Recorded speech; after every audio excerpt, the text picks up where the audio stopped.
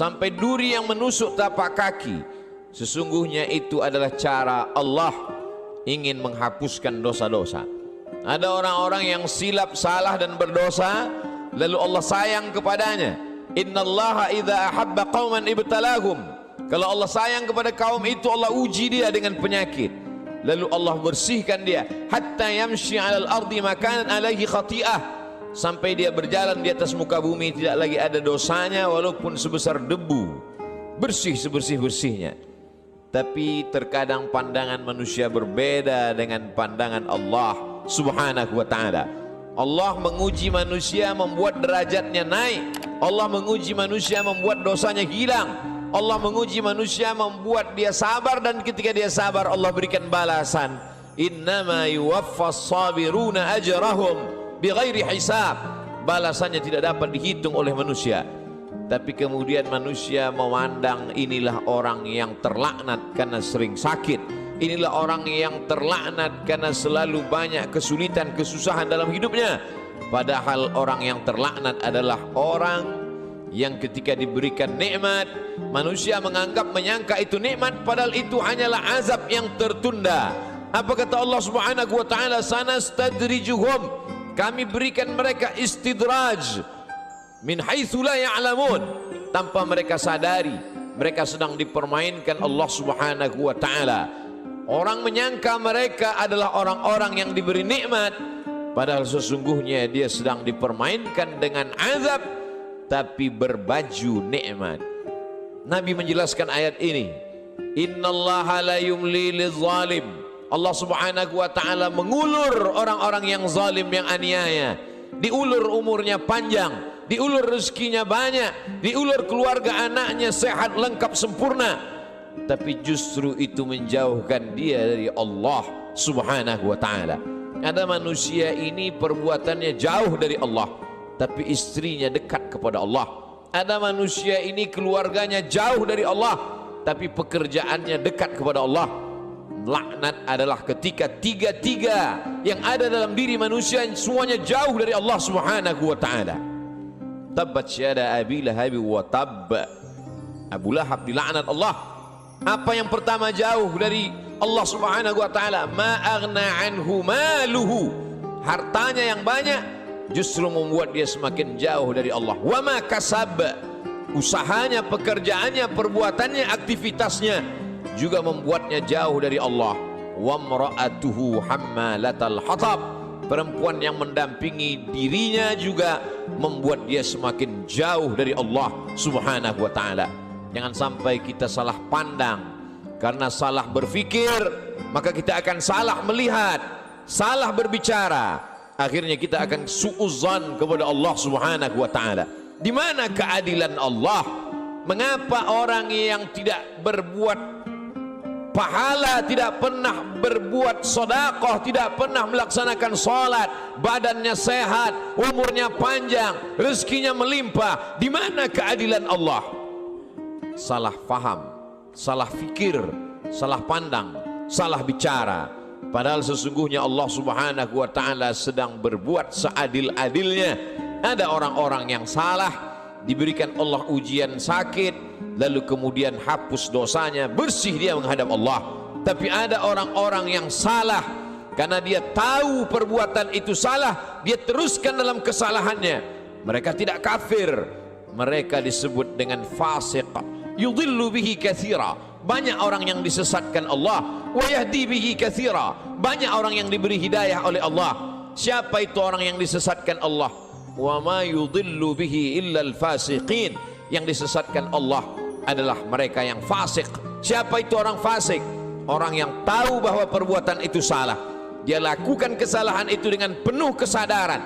Dia sadar bahwa dia diperhatikan Allah, dia tahu bahwa dia lihat Allah, dia tahu bahwa bersamanya inna alaikum lahafizin, bersamamu ada malaikat-malaikat yang menjaga, kiraman, mulia, katibin, mencatat, ya'lamuna ma taf'alun. Mereka tahu apa yang kamu lakukan. Tapi dengan penuh kesadaran dia langgar aturan-aturan Allah. Mereka adalah orang-orang yang fasik. Mereka diazab Allah Subhanahu wa ta'ala di dunia, bukan dalam bentuk kemiskinan, bukan dalam bentuk kefakiran, bukan dalam bentuk penyakit.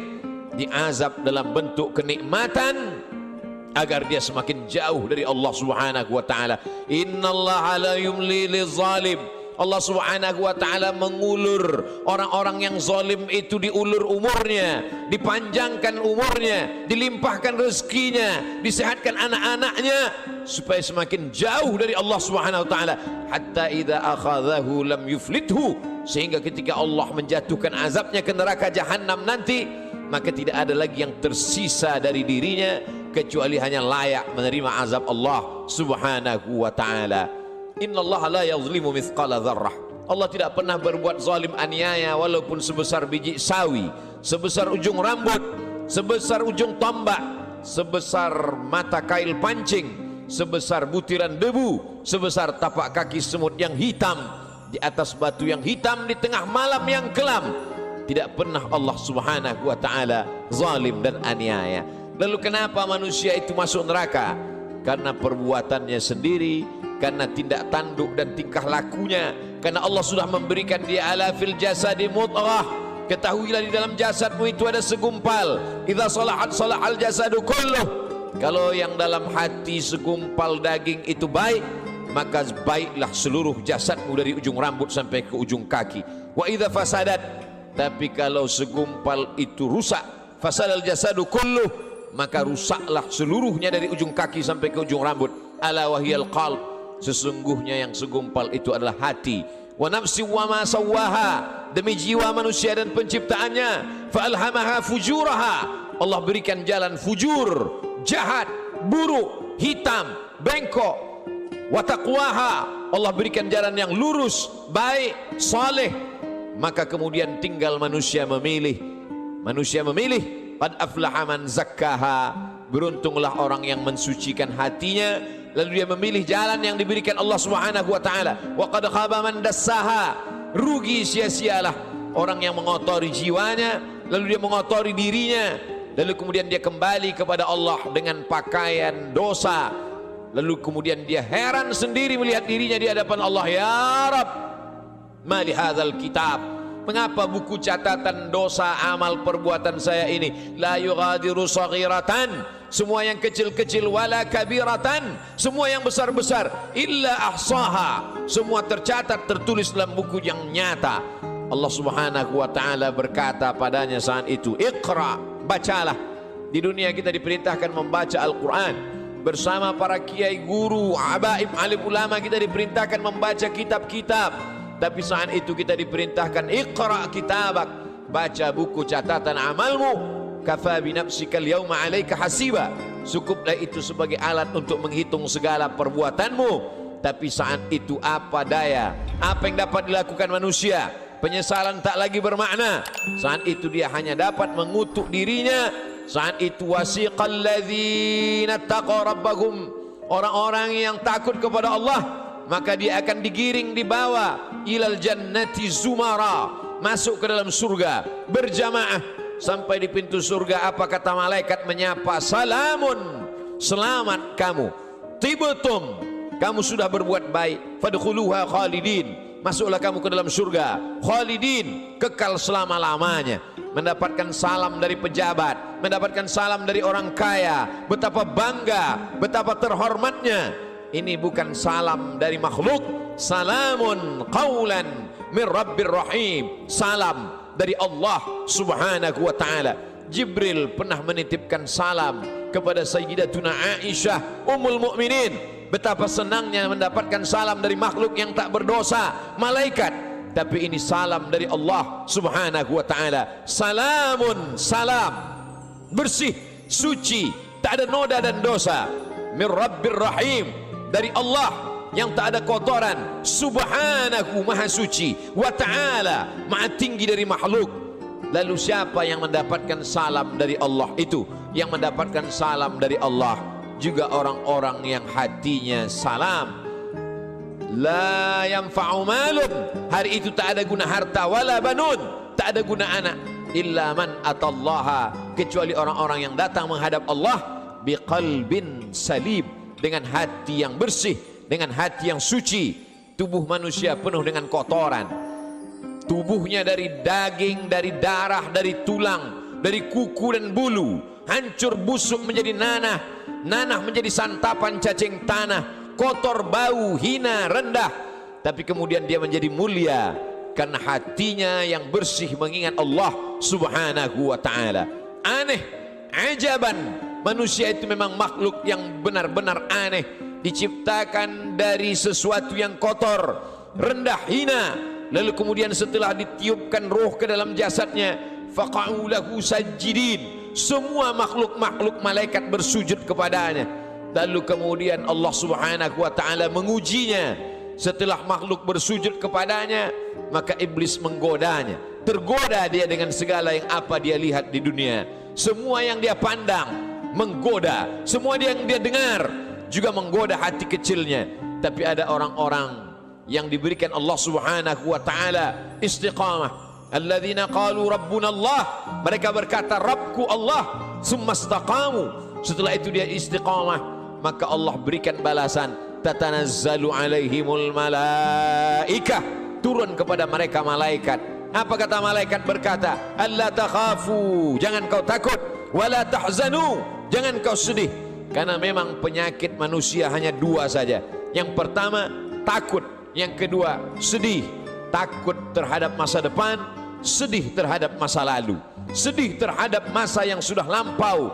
Ada kekhawatiran, ada kecemasan yang berlebih dalam diri manusia untuk melihat masa depan.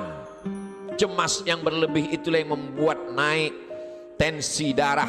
Cemas yang terlalu berlebih dari batas normal itulah yang membuat naik jantung koroner, diabetes dan lain sebagainya. Tapi orang-orang yang istiqamah, dia selalu berada dengan Allah subhanahu wa ta'ala. Masalah hidup ini besar, tapi dia berharap kepada yang maha besar, Allahu Akbar. Masalah hidup ini hebat, tapi dia mendekat kepada yang maha hebat, Allah Jalla Jalaluh, mulia. Tidak ada yang lebih mulia daripada Allah subhanahu wa ta'ala. Semua yang bersama dengan Allah, maka Allah akan membersamainya. Orang-orang yang diuji itu selalu merasa bersama dengan Allah, maka kemudian Allah membalasnya, innallaha ma'as sabirin, Allah bersama mereka. Ayatnya tidak berkata innas sabirina ma'allah, orang-orang sabar bersama Allah, tapi Allah lebih mendahulukan dirinya. Aku bersama mereka, kata Allah subhanahu wa ta'ala. Ana inda husni zanni abdi bi, aku menurut prasangka hambaku kepadaku. Idza dzakarani, kalau dia mengingat aku, menyebut aku, fi nafsihi, dalam dirinya sendiri, dzakartuhu fi nafsi, maka aku pun akan menyebut, mengingatnya sendiri, kata Allah subhanahu wa ta'ala. Wa idza dzakarani fi mala'in, kalau dia mengingat aku, menyebut aku bersama orang-orang yang ramai, bersama makhlukku, kata Allah, dzakartuhu fi mala'in, aku juga akan balas, aku akan sebut namanya, aku akan muliakan dia, fi mala'in khairum min mala'ihim, di satu kelompok jamaah, di satu kelompok orang makhluk yang lebih mulia daripada mereka. Saat itu makhluk ini dimuliakan Allah subhanahu wa ta'ala.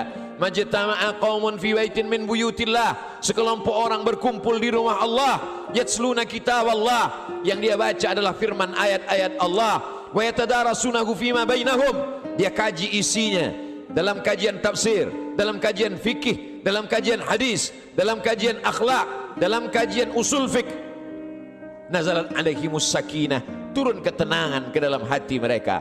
Hati bukan punya kita. Qalbul mu'min baina asabi'ir rahman, hati orang beriman seperti uang logam yang dipermainkan di jari jemari. Begitulah Allah subhanahu wa ta'ala kuasa untuk membuat hati yang sempit menjadi lapang, untuk membuat hati yang susah menjadi senang. Semua berada dalam genggaman qudrat iradat kuasa Allah subhanahu wa ta'ala. Haffat bihimul malaikah, mereka dikelilingi oleh para malaikat.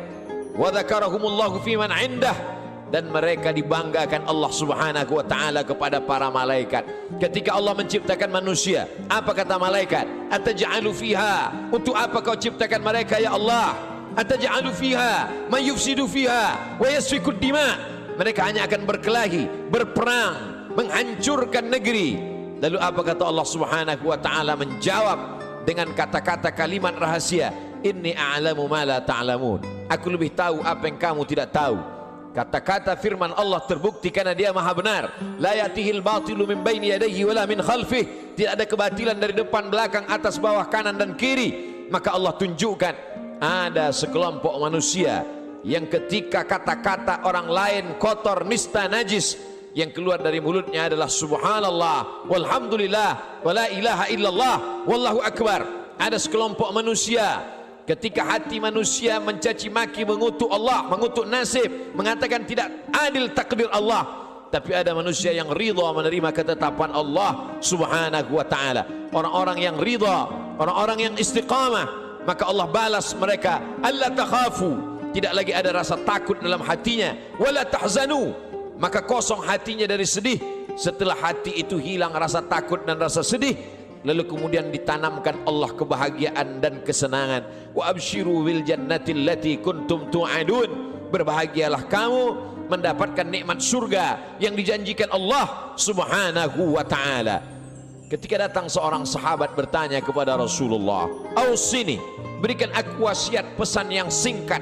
Setelah aku dapatkan, aku tidak perlu lagi bertanya kepada siapapun di dunia ini ya Rasulullah." Lalu Rasul memberikan pesan yang singkat, "Qul," katakan, "amantu billah, aku beriman kepada Allah, aku percaya kepada Allah, aku yakin kepada Allah. Tsumma istaqim, setelah itu istiqamahlah. Faqsusil qasasa, ceritakan kisah-kisah itu ya Muhammad. Faqsusil qasasa, ceritakan kisah-kisah itu wahai pewaris Muhammad sallallahu alaihi wasallam. La'allakum yatafakkarun, mudah-mudahan mendengar kisah itu mereka akan berfikir. Mudah-mudahan dengan membaca, mendengar kisah itu mereka akan merenung. Afala yatadabbaruna al-Qur'an, mengapa mereka tidak merenungkan isi makna Al-Quran? Am ala qulubin aqfaluha, atau hati itu sudah mulai terkunci dikunci Allah subhanahu wa ta'ala. Allah uji Ibrahim alaihi salam, diuji dengan menghadapi ayah yang kufur kepada Allah, Azar, dia tetap istiqamah. Diuji dengan menghadapi umat Namrus, membakarnya dengan api, dia tetap istiqamah. Diuji dengan tidak punya anak, berdoa siang dan malam, Rabbi habli minas salihin, dia tetap istiqamah. Setelah anak lahir diuji lagi, Allah minta anak itu dikurbankan, dia tetap juga istiqamah. Ujian datang silih berganti. Itu juga yang terjadi pada Musa alaihi salam, dibesarkan di istana Fir'aun, lengkap dengan segala kenikmatan dan kemewahannya. Mudah sekali cara Allah mengeluarkan Musa dari istana Fir'aun. Dia lihat ada dua orang yang sedang berkelahi, fawakazahu Musa, Musa memisahnya, tapi dua orang ini tidak juga mau terpisah. Musa memukulnya. Saat itu takdir berkata orang itu mesti mati, dan kebetulan yang mati itu adalah bagian dari komunitas Fir'aun. Nabi Musa takut. Sebenarnya itu hanya skenario cara Allah agar Musa keluar dari istana Fir'aun. Lalu kemudian saat itu tidak ada tempat dia bergantung. Selama ini dia bergantung kepada Asia, selama ini dia bergantung kepada makhluk, selama ini dia bergantung kepada ciptaan Allah. Allah lepaskan manusia dari segala ikatan agar hati itu hanya bergantung kepada Allah subhanahu wa ta'ala.